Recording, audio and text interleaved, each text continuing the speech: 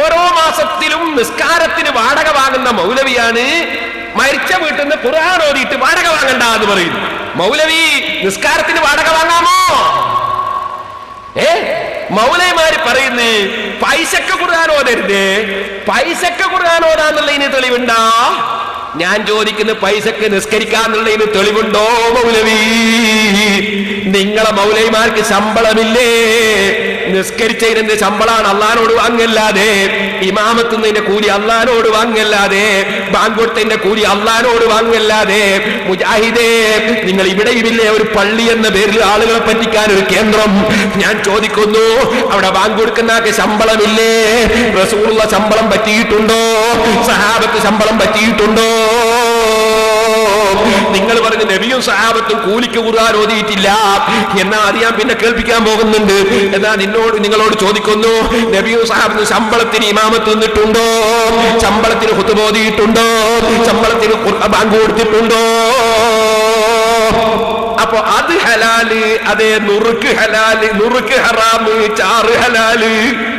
എന്തേ മൗലവിമാരെ ഇതിന്റെ മറുപടി പറയണം നിങ്ങൾ. ഇനി ഞാൻ നിങ്ങൾ കേൾപ്പിക്കാൻ പോകുന്നറിയോ? ഈ സലഫി മൗലവി ഇവിടെ വന്നിട്ട് ചോദിക്കുന്ന കൂലി വാങ്ങിയോ? മന്ത്രിക്കുന്നതിന് മൂപ്പർ അനുകൂലമാണ് പോൽ. ഞാൻ മന്ത്രിച്ചേരാ, അത് ഞാൻ പറയുന്ന വിശേഷം വരുന്നുണ്ട്. കൂലി വാങ്ങിയോ എന്ന മൂപ്പര ചോദ്യം. അതൊന്നും ആദ്യം ചോദിക്കട്ടെ, കൂലി വാങ്ങുന്ന ഞാൻ കാണിച്ചു തരാം.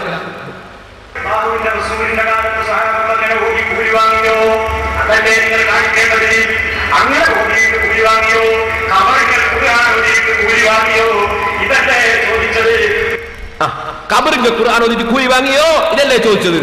എന്നാ ഇനി ഞാൻ കാണിക്കാൻ പോകുന്ന അറിയോ? 12 കൊല്ലമായി ഷാർജയിലെ പള്ളിയിൽ ഖുതുബയും നിസ്കാരവും നടത്തിയിട്ട് കൂലി വാങ്ങിക്കൊണ്ടിരിക്കുന്നു ഈ മൗലവി. അള്ളാന്റെ റസൂൽ ഖുതുബ ഓതിയിട്ട് കൂലി വാങ്ങിയോ? ഇമാമത്ത് കൂലി വാങ്ങിയോ? അത് 12 കൊല്ലമായി ഞാൻ ഷാർജയെന്ന് പച്ച മലയാളത്തിൽ പ്രസംഗിക്കുന്നു, ഖുതുബ ഓതുന്നു ഔഖാഫിന്റെ കീഴില്. എന്നിട്ട് മൂപ്പര് പറയാ 12 കൊല്ലമായിട്ട് ഷാർജയിൽ ഖുതുബ മലയാളത്തിലാണ്. അപ്പൊ ഖുതുബ മലയാളത്തിലാക്കി കൂടെ? തെളിവ് 12 കൊല്ലാണ് കൈവശാവകാശത്തിന് വേണ്ടി. 12 കൊല്ലം കൈവശം ശരിയാകുക, അത് ഈ റവന്യൂ നിയമം. അപ്പൊ 12 കൊല്ലായില്ലേ ഞാൻ ഷാർജയിൽ മലയാളത്തിൽ ഓതുന്നു, പിന്നെന്താ മലയാളത്തിൽ ഓതിയാല് എന്നാ മൂപ്പര ചോദ്യം. എന്നാ ഞാൻ ചോദിക്കുന്നത്, ഈ 12 കൊല്ലം ഖുതുബയും നിസ്കാരം നടത്തിയിട്ട് ഈ സലഫി ശമ്പളം വാങ്ങിയില്ലേ? അള്ളാന്റെ റസൂല് കൂലി വാങ്ങിയോ? സഹാബത്ത് കൂലി വാങ്ങിയോ? അതാ ചോദിക്കാനുള്ളത്. പറയട്ടെ.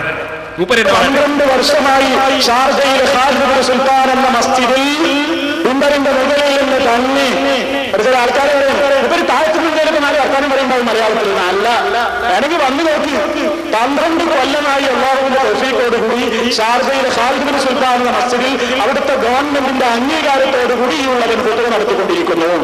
മാതൃഭാഷയിലെ ഖുതുബ എവിടെയില്ലാത്ത ഷാർജയിലുണ്ട്, ദുബായിലുണ്ട്. മാതൃഭാഷയിലെ ഖുതുബ 12 കൊല്ലായി നടത്തും. തെളിവായിട്ട് പറഞ്ഞത് പിന്നെ ഖുതുബ മലയാളത്തിലാക്കുന്നതിന് തെളിവായി പറഞ്ഞു. അയാൾ 12 കൊല്ലായി നടത്തുന്നത് തെളിവാണ്. നബിയാണോ ഈ സലഫി? സഹാബിയാണോ ഈ സലഫി? സലഫി നിങ്ങൾ 12 കൊല്ലം ഖുതുബ മലയാളത്തിലാക്കിയ ഇസ്ലാമിൽ തെളിവാവോ? ഇവിടെ 2 കാര്യമാണ്. ഒന്ന്, ഇയാൾ അവിടെ ഖുതുബ ഓതിക്കൊണ്ടിരിക്കുന്നു, ജോലിയെടുത്ത് ശമ്പളം വാങ്ങുന്നു. അങ്ങനെ ഇബാദത്തെടുത്ത് കൂലി വാങ്ങുന്ന, വാടകക്ക് ഇബാദത്തെടുക്കുന്ന മൗലവി, മാസത്തിൽ ശമ്പളം വാങ്ങുന്ന മൗലവി. ഇത് പറയുമ്പോ മുസ്ലിംമാർക്ക് ആർക്കും വിഷമില്ല. കാരണം ഞങ്ങൾ ഓതിയിട്ടും കൂലി വാങ്ങാന്ന് പറയുന്നവരാണ്. ഇവർക്ക് ഓതിയിട്ട് കൂലി വാങ്ങിക്കൂടാന്നാണ്. മൗലവി ജുമാ നിസ്കരിക്കുമ്പോൾ ഫാത്തിഹ ഓതാറില്ലേ? അതിന്റെ കൂലിയല്ലേ മാസത്തിൽ വാങ്ങുന്നത്? ഫാത്തിഹ ഖുർആനല്ലേ? സബ്ബിഹിസ്മ ഖുർആനല്ലേ? യാസീൻ ഖുർആനല്ലേ? അത് നിസ്കാരത്തിൽ ഓതിയിട്ടല്ലേ കൂലി വാങ്ങുന്നത്? നിസ്കാരത്തിൽ അല്ലാഹു അക്ബർ എന്ന് ദിക്ർ ചൊല്ലിയിട്ടല്ലേ കൂലി വാങ്ങുന്നത്?